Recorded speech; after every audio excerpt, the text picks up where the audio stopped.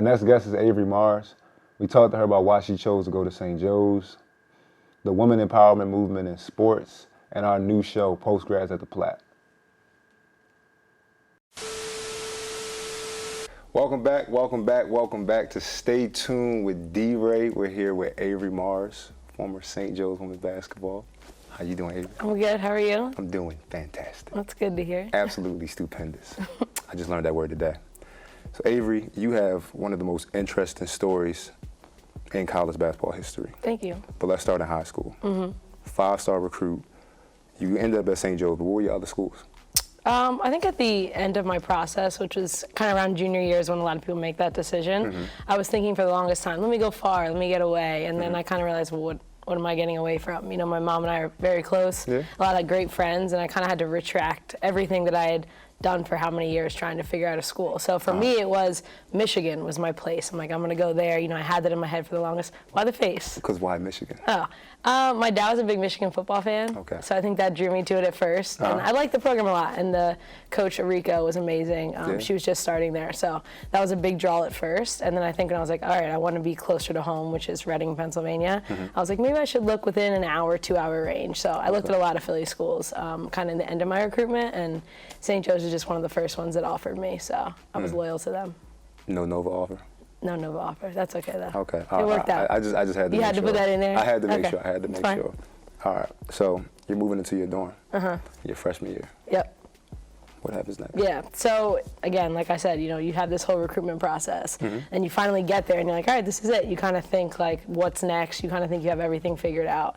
And like you said, I was moving into my dorm room freshman year, first day of college, technically. The fall semester was just about to start. And putting my clothes away with my mom, you know, doing the important thing first to me, which was putting my clothes away. My mom's like, Avery, let's get the the fridge up, like, while I'm here. Let's do that. And we started to do that, and within like 5 seconds after lifting the fridge, I walked over to my bed and I completely collapsed onto the floor. And again, my roommate laughed because she thought, like, oh, you're clumsy, like, what happened, you know? And at that point I realized that the whole left side of my body was paralyzed. And I looked up at my mom and I said, Mom, what's going on? At the time I was only talking out of the right side of my mouth because my whole left side of my face was dropped, is what they call it, or droop. So you can't control it at all. She was like, Avery, I think you're having a stroke. And I was 17 years old. You know, I don't know what that means. So it kind of went over my head at the same time. But I was immediately rushed to the hospital after that. So what were those couple months of recovery like? Well, really years. Years, of recovery, yeah. But like the first couple months, what were those like? Yeah, I think at first, like I said, I was kind of ignorant to what a stroke was. So in the beginning process, it was like, what is my recovery like? What am I even striving for? You know, when you're paralyzed, it's the first necessities of like going to the bathroom on your own, walking, like cutting your food, you know, simple things that we all take for granted. So of course I thought, all right, I have to get those things back first. Basketball was not even in the question. You know, of course I love it and it's been my life, but when you're unable to do basic things, like you said, it's on the back burner. So those first couple months were really just trying to get the basic things back. You know, it's like you're a toddler again. You're relearning everything. And for me, my blood clot was on the right side of my brain, so that's why it corresponded with the left side of my body, and it hit my coordination center directly. So my speech was fine. I could eat properly. Some stroke victims have issues with those things, which is like aphasia and different issues that you can have. But for me, it was strictly coordination. So it was just the fact that I couldn't move the whole left side of my body. That brain connection just wasn't there. So at what point did you know, all right, I want to get back on the court? Because you said when that happened, obviously you're just trying to walk. But like, at what point in recovery did you say, all right, I'm going to play again? Yeah, I think, again, gradually, like, different parts of recovery, I would do something, whether it was like, because my right side was fine, so I still had abilities on that side that kind of mimicked the Division I athlete. So I'm dribbling with my right hand, you know, completely fine, and kind of doing different things like that in rehab, and I was like, okay, like, you know, maybe this is something I can do. And I think it really became just that last goal on my list of things to do. So it kind of gave me something to fight for. I think when people go through difficult situations, you kind of need something that keeps you going. You know, if it were for me, like, oh, to live a normal life, that wouldn't have been enough. Sorry. No, I love it. We're like, what was that wouldn't the have been enough for me. So I think the basketball goal kind of gave me that that push that I needed throughout recovery. So. Okay. Yeah. All right. And your first bucket. How did it feel? it's very I'm still chasing this. I'm still chasing this feeling. I want to know how it feels like when you first get back on the court after being out there. It's like not something that's easy to describe because I think I kind of had a blackout moment of like, because you're on the court and like as all athletes do, things happen and it becomes natural, so you don't think about it as much. But I think looking back on the play, you know, I hit a three-pointer. Which was our first game back, like in the States. There was actually a game prior to that in Europe that I played. So that one again was very different. You know, I did a Euro step on the 3-year anniversary of my stroke in Europe. You know, and that's something that, you know, God writes probably or whatever. So I'm sorry. There's fine. There's video of that and everything. So that was great. I think it was a good moment for my family and friends. Okay. All right. Well, we'll be right back. Avery Marz, an amazing story. When we get back, we're going to talk about the retreat, the We Game Change retreat, and a few other things we got to stay tuned for. You know what I mean? We'll be right back. I couldn't tell if you were putting together the signs. So.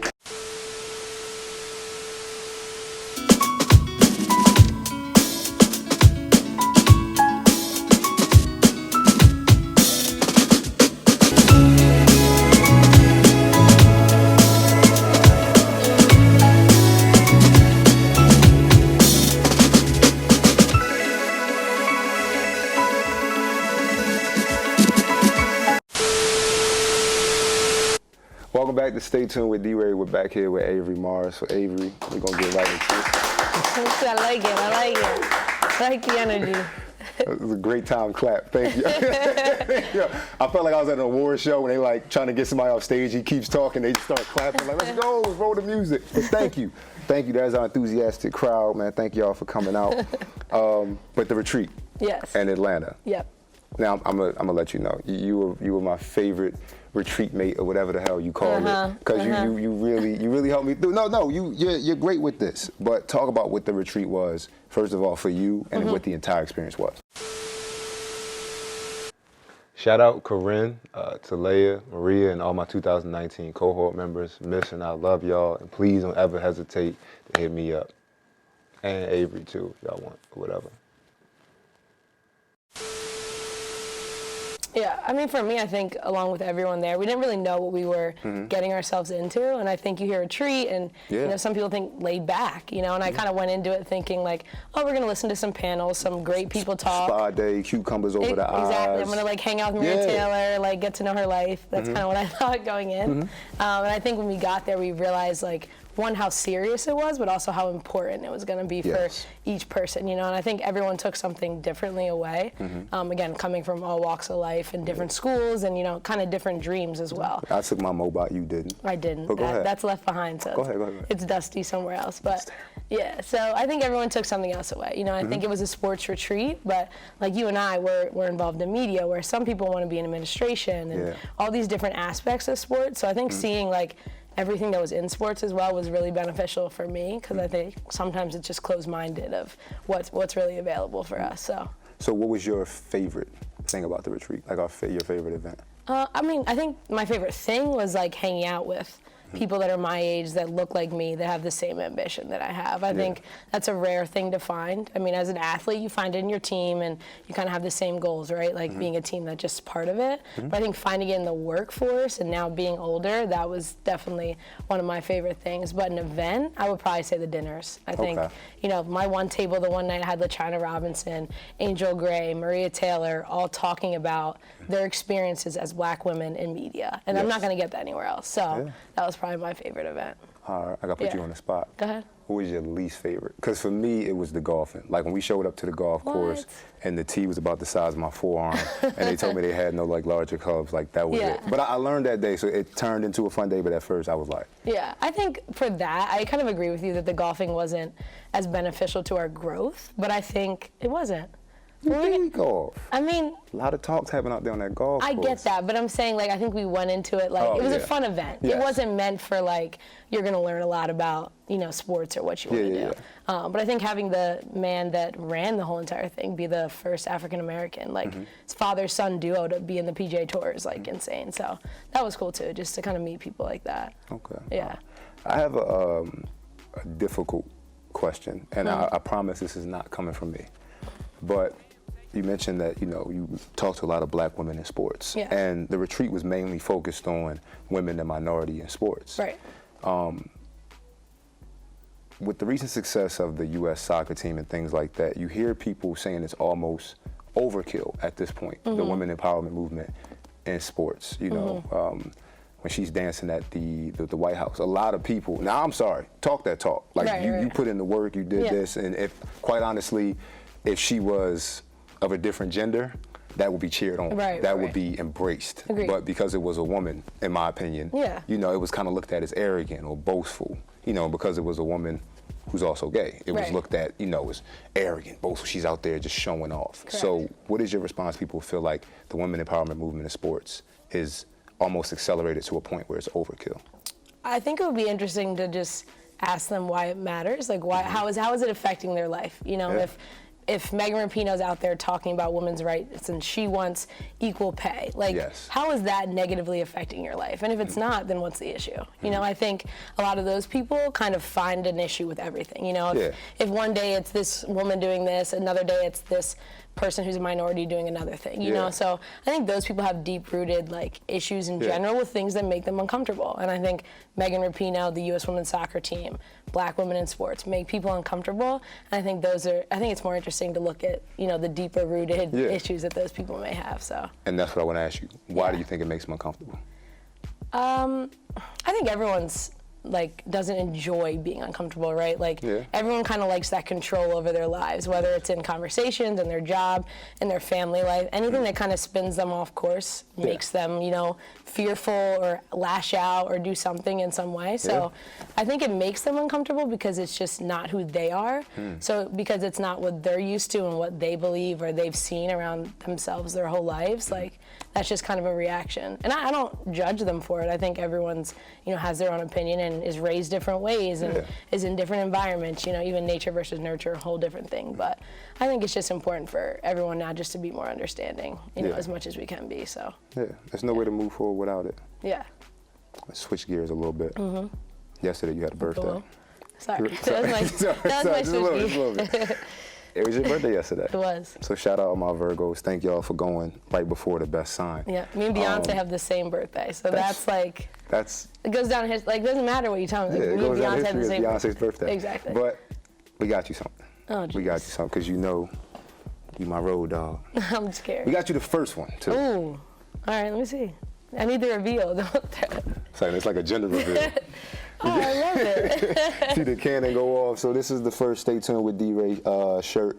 Ironing does not come included. You got to iron it yourself. I'm grown now. 23. I have an iron, I promise. Thank you. Thank you very much. We want to gift that to you. It's that nice cotton. I'm telling you, it ain't going to be all frilly and fuzzy after your first wash. I love it. Maybe after your fifth, because we are on a budget. We are on a budget, though. That was dead ass.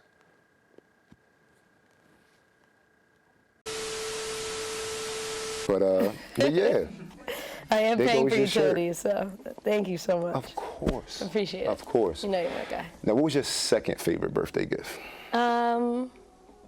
I got to spend it with my friends, No, I'm serious. I think being as busy as you are as a student athlete and then now trying to be in media, to have those moments to just kind of hang out and talk to my friends that are doing finance jobs or insurance jobs, I think that was my favorite part, and I got to see my mom, so it's my homie, so.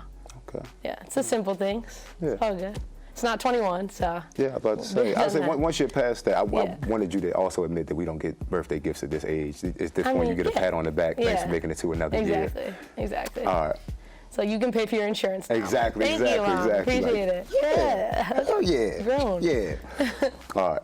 Last question. And I'm sorry, but I'm just going with this name. It's okay. Post-grads at the Plat. What is it going to be? And watch people stay tuned with it. What is it going to be? I think it's going to be open conversation. I think it's going to be me and you hanging out, which is fun. I think it's going to be topics that people need to hear about. Yes. I mean, we obviously have a couple topics that we're ready to kind of roll out. Give a few. You want them all? Give a few. Okay, mental health, CBD, student athletes, wellness. That's a big one. Everyone's into wellness. We're talking about wellness and vegan, vegetarianism, all that fun stuff. So I'm excited. We're gonna have fun. Thank People are gonna enjoy it. So. Thank you. I wanted you to somehow make the announcement. I got you. But Avery, thank you for being on the show. Thank you. This has been Avery Marz on Stay Tuned with D.Rey. Like I said, one of the most amazing stories and amazing people I know. And stay tuned for Postgrads at the Plat. And if you don't know the me, you will in a second. The Belmont Plateau, for y'all who don't know, is as close as you're gonna get to a beach in Philly. Like, I talk about it a lot because some of the best memories of my high school days come from there, but like, it's this huge view that just sees the entire skyline, but you're in a park, like full of like grass and people chilling with dogs and stuff like that. It's like benches out there to sit on. It's as close as we got to a beach in Philly. So that's why I talk about it like that.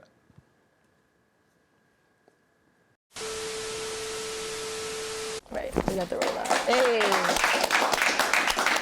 Oh, this is so cute. I seen Don hit the. So, sorry, we gotta keep talking. We gotta keep talking. I'm gonna be honest with you. The moment this camera stops, I have a very sad announcement for you. Very sad. Okay. It's about to stop in 2, 1.